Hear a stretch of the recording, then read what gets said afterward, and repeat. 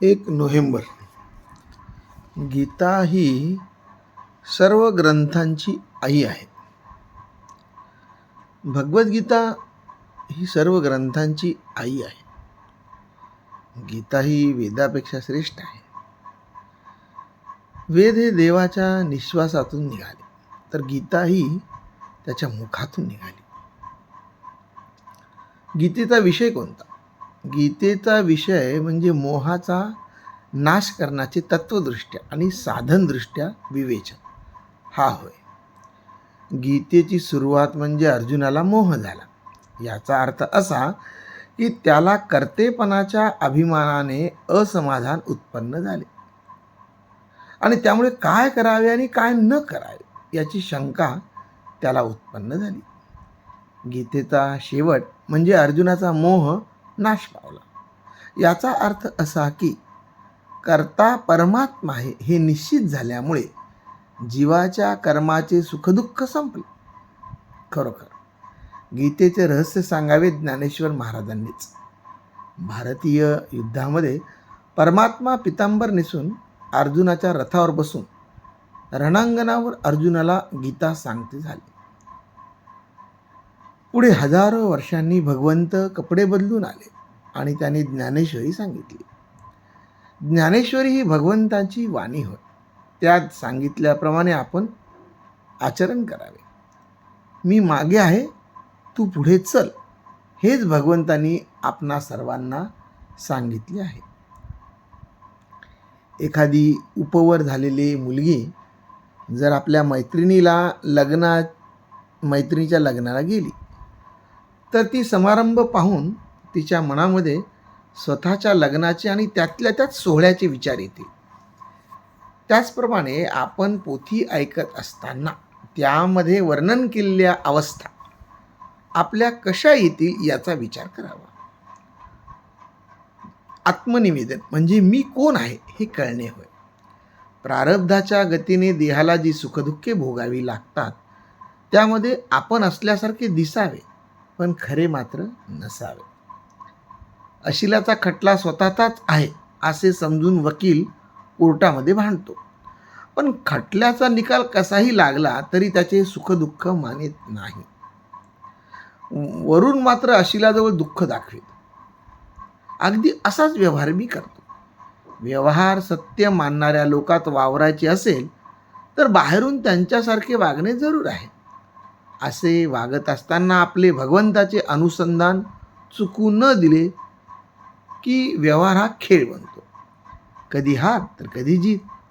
खेळात आपण हारलो काय आणि जिंकलो काय? खऱ्या जीवनाच्या दृष्टीने सारखेच.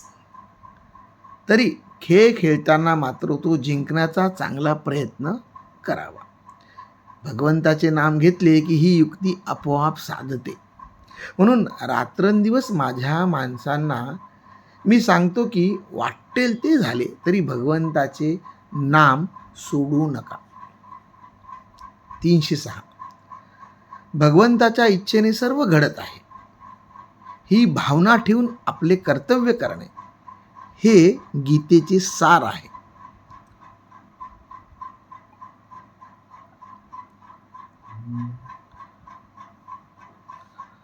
2 नोव्हेंबर. आसक्ती भगवंताची असावी. कोणत्याही धर्माची आपण कधीही निंदा करू नये. प्रत्येक धर्मात निरनिराळे विधी लावलेले असतात. धर्माला विधीची फार जरुरी असते. विषयसुद्धा आम्ही विधीने भोगतो. आम्ही गंगेला स्नानाला जातो असे म्हणतो. खरोखर मनाने आपण गंगेवर गेलो तरी चालू शकते. तेव्हा गंगेला स्नानाला जाऊन अपवित्र मनाने परत आलो तर त्या स्नानाचा काय उपयोग? नाम घेऊन विषयाचा धंदा केला तर काय उपयोग? कर्माची बंधने तुटावीत म्हणून शास्त्राची बंधने पाळावी लागतात. देवाला पैसा देण्याचा हेतू हाच की माझा लोभ कमी व्हावा. खरे म्हणजे आपल्याला कर्म केल्याशिवाय करमतच नाही, पण आपण फळाची आशा उगीच करीत बसतो. इथेच आपले चूक. काहीही न करता राहणे मनुष्याला शक्य नसते. उदाहरणार्थ एखाद्याला सांगितले की हातपाय न हलविता, काही न करता स्वस्थ राहा, तर ती त्याला शिक्षाच होईल. जर काहीतरी करणे जरूरच आहे तर उचितच गोष्ट करावी. जी गोष्ट बंधनाला कारण होते ती विपरीतच असते. कर्तेपणाच्या अभिमानाने केलेले कर्म हे असे विपरीत कर्म होय. ज्ञानावस्थामध्ये झालेले कर्म पूर्णच असते, त्या अगोदरचे कर्म पूर्ण होत नाही. धर्म तरी काय सांगतो, तर प्रत्येकाने आपले कर्तव्य करावे. पण कर्तव्य तरी कशासाठी करायचे, तर ते भगवंतासाठी होय. भगवंताच्या ठिकाणी श्रद्धा ठेवून कर्तव्य करावे, तरच मानव सुखी होईल. सुधारणांनी सोयी केल्या म्हणजे देहसुख वाढविले, त्याने परावलंबित्व मात्र आले. म्हणजे परावलंबनात खरे सुख नाही. लौकिक विद्या ही खरी विद्या नव्हे, अविद्याच ती. विद्येने एक समाधान तरी मिळाले पाहिजे किंवा हमखास पैसा तरी मिळाला पाहिजे. या दोन्ही गोष्टी तिने साधत नाहीत. विद्वानाला सुद्धा मला नोकरी द्या म्हणून अर्ज करावा लागतो. म्हणजे ती विद्या स्वयंप्रकाशी नाही.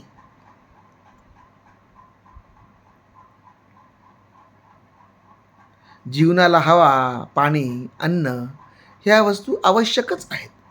त्या कशाही मिळवाव्यात. पण बाकीच्या वस्तू काही आवडी खातर, तर काही लौकिकात जरूर म्हणून पाहिजे. पैसा असेल तर दैन्यवाने राहू नये, पण त्यामध्ये आसक्ती असू नये. आसक्ती भगवंताच्या ठिकाणी असावी आणि इतर प्रापंचिक वस्तूबद्दल उदास असावे. मला कुणी शत्रू नाही आणि मित्रही नाही, अशी ज्याची खरी वृत्ती तो सुखी. जो कशावरही अवलंबून नाही, ज्याच्या आड काही येत नाही, तो मुक्त समजावा. देहाला कुठे लागले तरी आपल्याला जाणीव होते.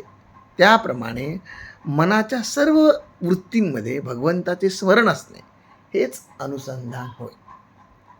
हीच विद्या होय. हाच खरा धर्म होय आणि हेच परमार्थाचे सार होय. 307. ज्याच्या प्रपंचामध्ये पाठीराखा परमात्मा आहे, तो प्रपंचच त्याचा परमार्थ होतो.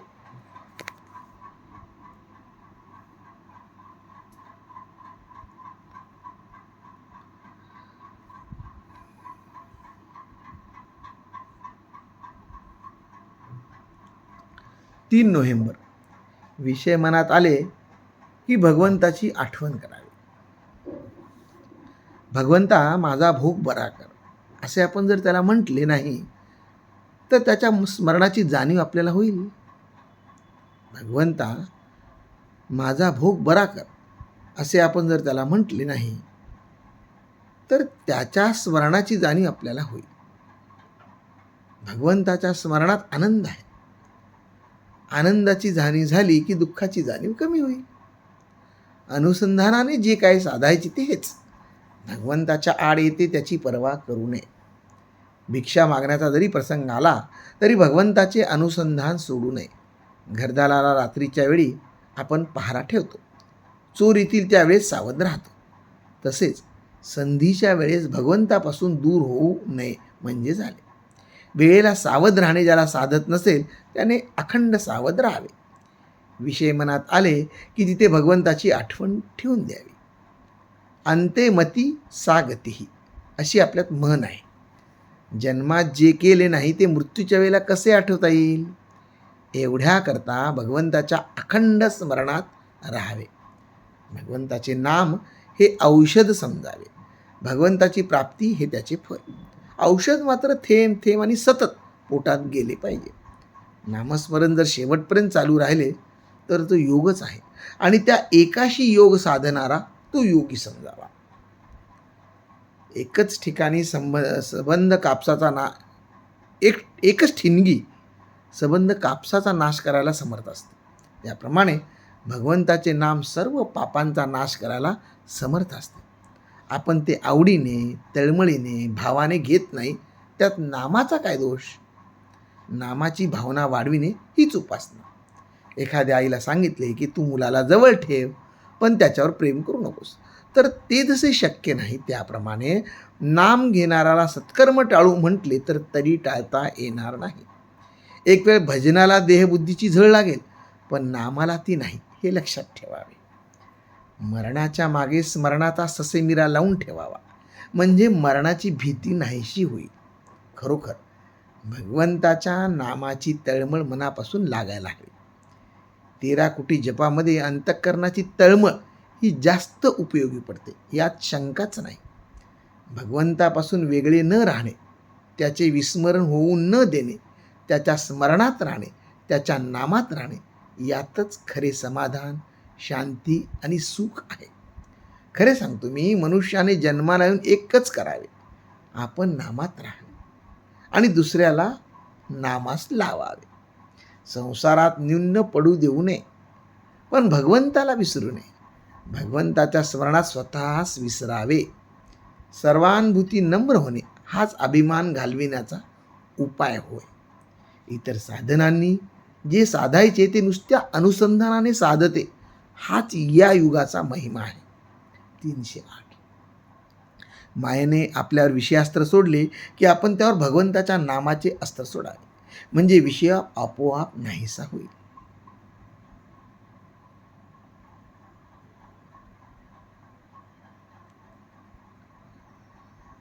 4 नोव्हेंबर. भगवंत सगुणात आले म्हणजे काय? एक गृहस्थ मला भेटले. ते म्हणाले, हिंदू धर्मासारखा धर्म नाही, परंतु देव सगुणात आले हे नाही मला कबूल. मने निरनिराळ्या उपासना सांगितल्या. देव जर निर्गुण निराकार तर राम, कृष्ण, शिव, दत्त अशा या एवढ्या निरनिराळ्या उपासना कशाला? पुढे एक दिवस त्यांच्याविषयी एका गृहस्थाने त्यांच्या घरी चौकशी केली. तेव्हा प्रत्येकजण निरनिराळे नाव घेऊन सांगू लागले. कोणी दादा घरी नाहीत,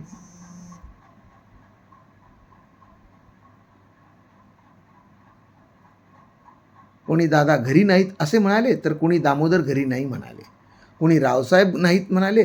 हे सर्व जरी म्हटले तरी त्या योगे भेटणारा मनुष्य ज्याप्रमाणे तो ग्रस्त एकच, त्याप्रमाणे भगवंताच्या निर्गुणाचे सगुणात झाले. भगवंत सगुणामध्ये आला की जे नियम आपल्याला लागू असतात तेच नियम त्यालाही लागू होतात. सगुणाशिवाय निर्गुण उपासना करतो म्हणतो, त्याला त्याचे मर्मच नाही कळले. खरी तो सगुण उपासनाच करीत असतो, पण त्याला नाही ते कळत. आपले वेद, उपनिषदे, ब्रह्मसूत्रे आणि त्यावरची भाष्ये यांनी निर्गुण स्वरूपाची रूपरेषा काढून दिली.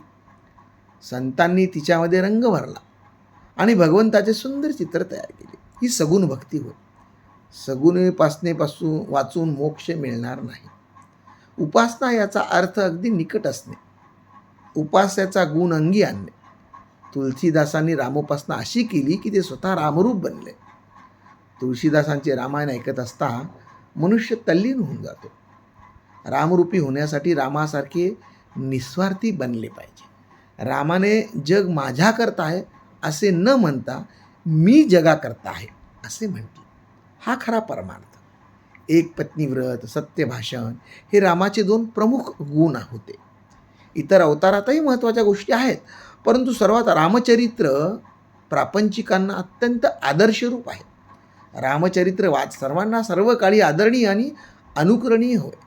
रामचरित्र वाचताना, सांगताना आणि अथवा ऐकताना आपण रामप्रेमात स्वतःला विसरून जाणे ही फार उच्च अवस्था होय. भगवंत हवासा वाटणे यामध्ये सर्व मर्म आहे. भगवंत हवासा वाटणे किंवा त्याची तळमळ उत्पन्न करणे हे भगवंताच्या हाती नाही, ते संताच्या हाती आहे. म्हणून सत्संगतीने ते साधते.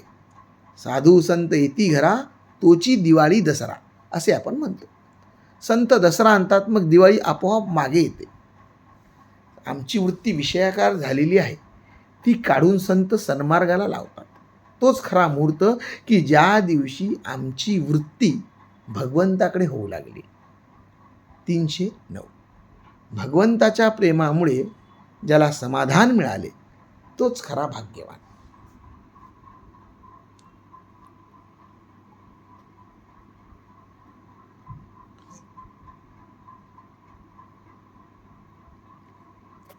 5 नोव्हेंबर. भगवंत हाच एकमेव आधार वाटला पाहिजे. एक भगवंत सत्य आहे. आपले कुठे चुकत असेल तर ते हेच की आम्ही प्रपंच सत्य मानतो. फणस कापायला ज्याप्रमाणे हाताला तेल लावावे लागते त्याप्रमाणे राजकारण घ्या किंवा प्रपंच घ्या, हरिप्रेमाचे तेल आधी हाताला लावावे. समर्थांनी मुख्य हरिकथा निरूपण असे सांगितले, म्हणजे बाकीच्या गोष्टी आपोआप मागे येतील. आम्ही करते पण मिरवू पाहतो, इथेच सर्व बिघडते. हरीचे अधिष्ठान ठेवण्याआधी आम्ही आपल्या कर्तेपणाचेच अधिष्ठान ठेवतो. लग्नाच्या आधी देवाला नमस्कार करतो, पण पुढे प्रपंचात देवाला विसरतो, हे चुकते. नुसते विषय घातक नाहीत, त्यांच्यात आम्ही आपल्या आवडीने जीव घालतो, हे घातक आहे. विषयाच्या ताब्यात जाणे घातक आहे. इमारत मोठी करावी, कळस सुंदर सोन्याचा करावा म्हटले, पण पायात जर चांगला नाही घातला तर देऊळ कसे टिकावे? अमुक एका कार्याला कुणाची मदत नको म्हटले तर आपण जे म्हणू ते व्हायला पाहिजे, ते होत नाही. तेव्हा मदत कोणाची तरी घ्यायचीच, तर मग आपल्यासारख्या बुडत्याचीच घेऊन काय उपयोग? भगवंताचीच घेतली पाहिजे. आम्ही जर भगवंताजवळ विषय मागितले तर त्याचे फळही घ्यावे लागेल. दुर्योधन आणि अर्जुन भगवंताची मदत मागायला आले. एवढे सैन्य सोडले आणि अर्जुनाने भगवंताला मागितले. दुर्योधनाने जे मागितले तेच नाही का आम्ही आज प्रपंचात मागत? आमचे कार्याकडे लक्षच नसते, सर्व लौकिकाकडे असते. मी दुसऱ्या कशाचाही नाही असे म्हटले म्हणजे भगवंताला अनन्य शरण होता येते. परमात्मा हवा ही नाही आम्ही जाणीव करून घेतो. जग हवे असे म्हणतो आणि तिकडे सर्व जग मला नावे ठेवते असेही म्हणतो. मी म्हणतो जगाला नावे ठेवू द्या, पण राम काय म्हणतो इकडे पाहणे जरूर आहे. आपण परमेश्वराचे परमेश्वरालाच दिले तर कुठे बिघडले? जो दिसत नाही, भासत नाही, त्याचे हे सर्व आहे असे म्हणण्यात कुठे बिघडते? ते म्हणण्यात जे समाधान मिळते ते नाही आम्हाला समजत. खरोखर परमात्मा साक्षात कल्पवृक्ष आहे. आपण नेहमी चिंता वाहतो म्हणून तो आपल्याला चिंताच देतो. आपण जर त्याच्याकडे आनंद मागितला तर तो आपल्याला आनंदच देईल. भगवंताचा आनंद हा फार बलवत्तर आहे. तो एकदा मिळाल्यावर प्रपंचातल्या लाभहानीचे महत्त्व नाही. राम हा त्रैलोक्याचा स्वामी आहे. आपण त्याचे सेवक आहोत. पण आम्ही नोकरी दुसऱ्याची करतो आणि पगार मात्र रामाजवळ मागतो. तसे करू नये. खरेखुरेच रामाचे दास व्हावे. ज्ञान, योग, प्राणायाम वगैरे भगवंता वाचून येऊ शकेल, पण भक्ती मात्र भगवंता वाचून येणार नाही. भक्ती ही भगवंताची देणगी आहे. 310. प्रपंच करणे हा आपण स्वार्थ म्हणतो, पण तो खरा स्वार्थ नाही. खरा स्वार्थ भगवंताचे होण्यातच आहे.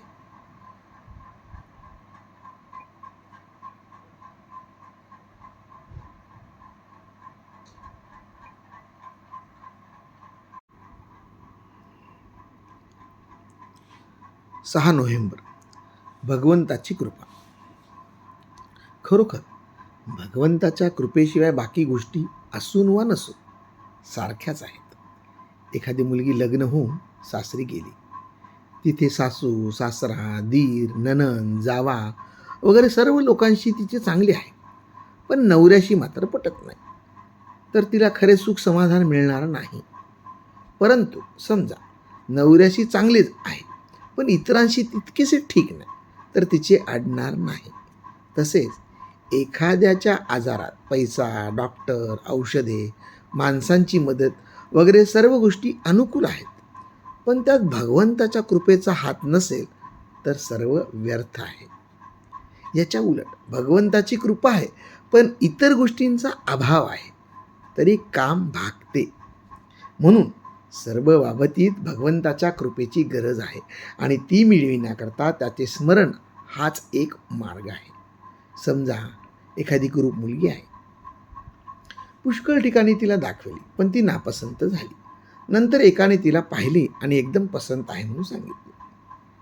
ती पसंत झाली की सौभाग्याचे सर्व गुण जसे तिच्यामध्ये येतात त्याप्रमाणे ज्याच्यावर भगवंताची कृपा झाली त्याचे काम पूर्ण झाले. मग त्याने किती पाप आणि पुण्य केले आहे हे कोण पाहतो? भगवंताची कृपा सर्वांवर अर्थात आपल्यावरही आहेच. आपल्यावर कृपा आहे अशी आपली खात्री झाली की ती प्रगट होते. कृपा म्हणजे भगवंताशी एकरूपताच. मी पीन तर आईचेच दूध पीन असे म्हणून वासरू गाईला ढुसण्या मारते आणि गाय त्याला पाजते. त्याप्रमाणे आपण भगवंताशी अनन्यतेने वागले आणि त्याचे नामच मागितले तर तो कृपा करतोच करतो. आपल्याला हव्या त्या गोष्टी देण्यामध्ये भगवंताची खरी कृपा नसून असेल त्या परिस्थितीमध्ये आपले समाधान टिकणे ही त्याची खरी कृपा होय. भगवंता तू माझ्यावर कृपा कर असे सांगणे म्हणजे मी कृपेला लायक नाही, त्या माझ्यावर तू कृपा कर असे म्हणण्यासारखेच आहे. जो लायक नाही त्याच्यावर कृपा कशी होईल? ज्याप्रमाणे डोंगरावर आपण शब्द काढला तर त्याला उत्तर म्हणून आपलाच शब्द प्रतिध्वनी रूपाने येतो.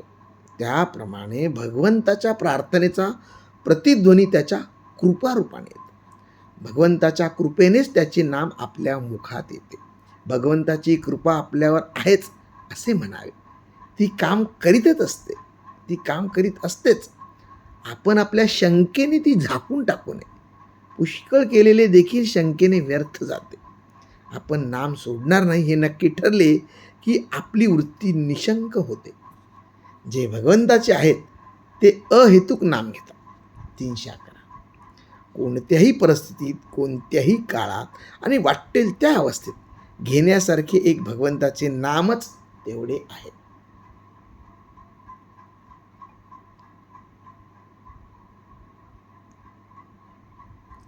सात नोव्हेंबर.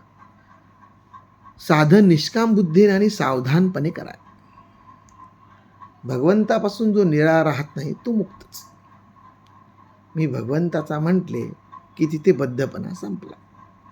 मी नसून तो आहे हे जाणणे म्हणजे मुक्तता प्राप्त करून घेणे.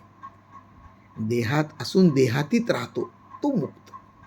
राम करता हे जाणतो तो मुक्त.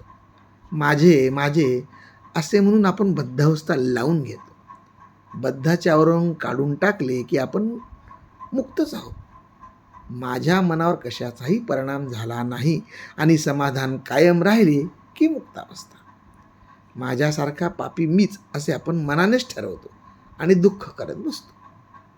मी एक भगवंताचाच झालो, आता नाही कोणाचा असे म्हणावे आणि जगात नटासारखे वागावे. वास्तविक आपण मायेकडून पछाडले गेलो आहोत. भगवंताजवळ माया ही छायेप्रमाणे आहे. आपण मायेचा जो नियंता जो भगवंत त्याचे होऊन राहावे. मग माया खरी नाही हे समजते.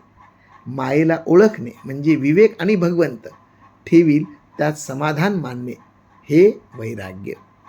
पापपुण्य हे मनाचे धर्म आहेत. मी आता नाम घेतो, माझी सर्व पापे त्यामुळे नाहीशी झाली आहेत अशी दृढ भावना झाली की तो निष्पाप झाला म्हणून समजावे. चार चौघे करतात म्हणून साधन करून नाही चालणार. साधनात दृढ भाव पाहिजे. साधन करायचे ते योग्य मार्गाने झाले पाहिजे. ते अगदी निष्काम असावे. बुद्धिभेद करणारे लोक जगात नेहमी असणारच, पण साधकाने आपला बुद्धिभेद होत नाही इकडे जागृत असावे. काही पुरुष किंवा स्त्रिया यांना आपला स्वतःचा असा काही प्रपंच राहिलेला नसतो, तरीही हे लोक उगीच जगाचे दोष काढत बसतात. दुसऱ्यांच्या घरी जाऊन उठाठेव करतात. हे फार मोठे पाप आहे. साधकाने ते कटाक्षाने टाळावे. ज्या लोकांना आपल्यामध्ये दोष आहेत हे कळतच नाही ते लोक अगदी खालचे समजावे. ज्यांना आपला दोष कळतो ते दुसऱ्या प्रतीचे समजावेत. आणि आपण प्रयत्न करून सुद्धा भगवंताच्या आड येणारे दोष जात नाहीत म्हणून तळमळ असणारे लोक हे सर्वात चांगले. साधकाने तसे बनले पाहिजे. परमार्थामध्ये अर्ध्यापर्यंत गेल्यावर मग पुढे जाणारे साधक फार थोडे असतात. खरे म्हटले म्हणजे साधन आणि वाचन असले की साधक कधी मागे पडायचा नाही. खरे म्हटले म्हणजे साधन आणि वाचन असले की साधक कधी मागे पडायचा नाही. ब्रह्मचारी साधकाने प्रपंचातल्या उठाठेवी करू नयेत, कारण तशाने प्रपंचाचे प्रेम त्याला लागेल. त्याने प्रपंचापासून 4 पावले दूर राहावे, नाहीतर तोच हवा असे वाटू लागते. जगात किती पोथ्या आणि किती मते आहेत, एवढे पाहायला वेळ कुठे आहे? म्हणून साधकाने गीता, ज्ञानेश्वरी, गाथा, भागवत किंवा दासबोध असा एक ग्रंथ प्रमाण मानून त्याप्रमाणे साधन करावे. 312.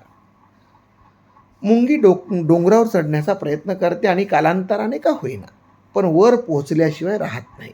हे ध्यानात घेऊन आपण प्रयत्नाला लागूया.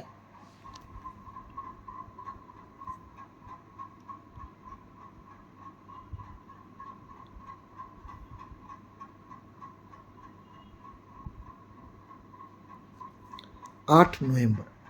कर्तव्य करावे, मग व्हायचे ते होऊ द्यावे. जगामध्ये आणि जीवनामध्ये दुःख आहे यात शंका नाही, पण त्यापैकी 25% दुःखच बाहेरून येते. युद्ध, महागाई, दुष्काळ, चोऱ्यामाऱ्या, दारिद्र्य इत्यादींचे दुःख बाहेरून येते. पण 75% आपले दुःख आपल्यामधूनच निर्माण होत असते. आपले शरीर, मन आणि हृदयस्थ भगवंत मिळून आपण बनतो. भगवंत आनंदरूप असल्याने तो दुःख निर्माण करू शकणारच नाही. देहाचा स्वभाव झिजणे, क्षीण होणे, असमर्थ होत जाणे हा असल्याने तो आपल्या मार्गाने जात असतो. तो दुःख निर्माण करू शकत नाही. जे जडच आहे ते दुःखही देऊ शकत नाही आणि जे जडच आहे ते सुखही देऊ शकत नाही आणि दुःखही निर्माण करू शकत नाही. उरले आपले मन. कुठेतरी चिकटणे हा मनाचा स्वभाव धर्म असल्याने ज्याला ते चिकटते त्याचे गुणधर्म अंगीकारते. भक्ताचे मन भगवंताला चिकटते म्हणून त्याच्या मनातून दुःख निर्माण होऊच शकत नाही. ज्याचे मन देहाला चिकटते त्याचे मन दुःख निर्माण करीत असले पाहिजे. भगवंताहून वेगळेपण आणि देहाशी एकपण या एकाच नाण्याच्या 2 बाजू आहेत. देह लहान आहे, आकुंचित आहे, तात्पुरता आहे, शांत आहे, तोच मी आहे अशी घट्ट भावनेने जिकडे तिकडे 2 पण दिसू लागते आणि त्यातून भयरूपी संबंध साकारतो. भयरूपी संबंध साकारतो आणि तो जीवाला छळतो. भगवंताच्या स्मरणात आनंदाची मस्ती भोगायला जन्मलेला माणूस भयापोटी चिंता आणि चिंतेपायी दुःख निर्माण करतो. भगवंताने आपल्या संकल्पाने जग निर्मिले. त्यात घडणाऱ्या घटनांचा आराखडा त्या संकल्पातच असतो. कालचक्र जसे फिरते तशा घटना आकार घेत जातात. त्यात भगवंताचा हात असतो. त्याचा विसर पडला की आपण गोंधळून जातो आणि आपली कल्पना भय निर्माण करते. भगवंत मला सांभाळणार आहे ही वस्तुस्थिती आहे, कारण भगवंताने स्वतःतूनच हे जग निर्माण केले. आपण अंतर्यामी त्याच्या नामात गुंतून राहिलो तर त्याचे साह्य कसे मिळते याचा अनुभव आपोआप येईल. भगवंत नामस्वरूप आहे. भगवंत नामस्वरूप आहे म्हणून त्याच्या नामात राहणाऱ्याला देहाचे काय होईल याचे भय उरत नाही. आपल्या प्रयत्नाने जेवढ्या गोष्टी करता येतील तेवढ्या करा.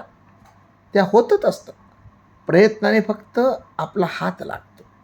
आपल्या मनासारखेच व्हावे असे म्हणणे म्हणजे ज्या होणाऱ्या गोष्टी आहेत त्या मी बदलाव्या असे म्हणण्यासारखे आहे. त्या कधी बदलल्या जात नाहीत आणि आपल्याला आनंद कधी मिळत नाही. म्हणून म्हणतो, रामावर निष्ठा ठेवावी. माझे कर्तव्य मी केले आहे ना, ते करीत असताना मी अनिती अधर्माने वागलो नाही ना. आता जे व्हायचे ते होऊ दे. कुठे काळजी करा. ही वृत्ती ठेवून जगात जो वागेल ना तोच मनुष्य सुखी होईल. 313. देहाचा लगाम भगवंताच्या हातात द्यावा आणि नामस्मरणात मजेत दिवस घालवावे.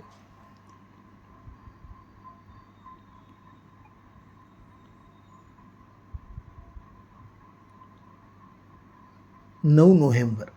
लोकांचे मन दुखविणे हे हिंसाच आहे. लोकांचे मन दुखविणे ही हिंसाच. ही जी सृष्टी भगवंताने उत्पन्न केली आहे तिची नक्कल म्हणजे चित्रकला होय.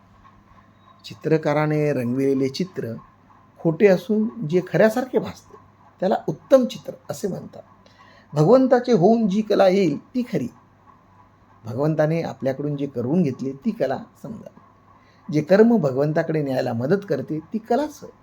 या कलेमध्ये मनाला गुंतविणे आणि उद्योगात राहणे ही भगवत सेवाच आहे. मन म्हणजे कल्पनांची मूर्त स्वरूप. मन चंचल आहे तोपर्यंत देहाला सुद्धा स्वस्थता नाही. मनाची चलबिचल होते, म्हणूनच अभ्यास करायला पाहिजे. मनाला शिक्षण देणे याचे नाव अभ्यास करणे. मनाची विश्रांती हीच खरी विश्रांती होय. सृष्टीमध्ये सर्व ठिकाणी वैचित्र्य आढळते. प्राण्याच्या कितीतरी जाती आहेत. माणसे सुद्धा एकसारखी कुठे असतात? पण सर्वांमध्ये भगवंत मात्र सारखाच ओलेला आहे. जगामध्ये प्राणी एकमेकाला मारक असून देखील कसे जगतात हे पाहिले म्हणजे आश्चर्य वाटते.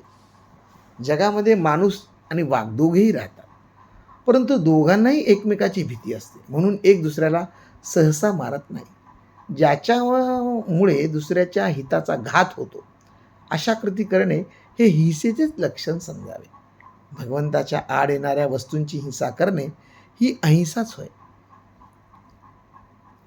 पण आपल्या स्वार्थाकरता आणि बडेजावा करता लोकांचे मन दुखविणे ही हिंसाच समजावी. दुसऱ्याचे मन दुखविणे म्हणजे भगवंताचे मन दुखविणे होय. आपल्या मनात आलेली गोष्ट आपल्या हातून सुद्धा होत नाही, मग इतरांनी आपल्या मनासारखे वागावे असे म्हणणे हे काही बरोबर नाही. आपल्याकडे बायका चातुर्मासामध्ये नियम करतात. उदाहरणार्थ रोज एक वात लावायची, उजव्या हाताने पाणी प्यायचे वगैरे. वास्तविक हे कसले नियम? तुम्ही एक वात लावली काय आणि 2 वाती लावल्या काय? शेवटी दिवा लावावा लागतोच. त्यापेक्षा मी कुणाचे अंतःकरण दुखवणार नाही असा नियम करावा. प्रथम 4 महिने करावा आणि मग वर्षभर पाळावा आणि नंतर जन्मभर ठेवावा. काही बायका चातुर्मासात मीठ सोडतात. असे अळणी खाणारी बाई जेवायला बसली असताना मीठ वाढायला आलेल्या बाईला दुरूनच नको नको म्हणते, कारण न जाणो चुकून मीठ किंवा मिठाचा पदार्थ पानात पडायचा. हे जसे ती सांभाळते त्याप्रमाणे आपण कुणाचे अंतःकरण न दुखविण्याचा नियम केला की आपण किती बेताने बोलू आणि कुणी आले तर आपण किती काळजीपूर्वक वागू. भगवंत चहूकडे आहे असे आपण म्हणतो, पण त्याप्रमाणे वागत नाही. याला काय करावे? भगवंताचे होऊन त्याच्या नामात राहावे हाच एक उत्तम मार्ग आहे. 314 अंतःकरण न दुखवता बोलणे हे वाचेचे तप आहे असे म्हणतात.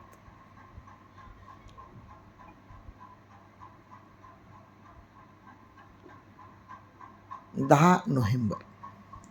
शेजार असता रामाचा, दुःखाची काळजीची काय वार्ता. ज्याला म्हणावे मी माझे, त्यावर माझी सत्ता न गाजे. स्वतःचा नाही भरवसा हे अनुभवास येई, परी वियोगाचे दुःख अनिवार्य होई. तुम्ही विचारी शून्य आहात, थोडासा करावा विचार. सर्व सत्ता रामरायाची हाती, तेथे आपल्या मानवाची काय गती. विचाराने दुःख सारावे, सर्वांमध्ये समाधान राखावे. सर्व केले रामार्पण, हा नवे शब्दांचा खेळ जाण. अर्पण केल्याची खून, न लागावी काळजी तळमळ जाण. परमात्म्याचे रक्षण कोणतेही स्थळी कोणतेही काळी असते हा भरोसा. याचा अनुभव प्रत्येकास आहे खासा.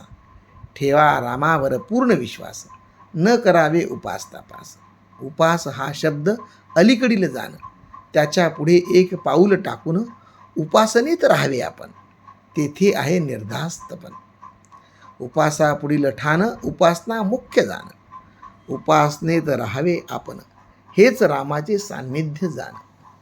शेजार असता रामाचा, दुःखाची काळजीची काय वार्ता. जैसा सूर्य प्रकाशता, काळोखाचा नाश होईल तत्वता. एवढे आता ऐकावे माझे, राम उतरील सर्व ओझे.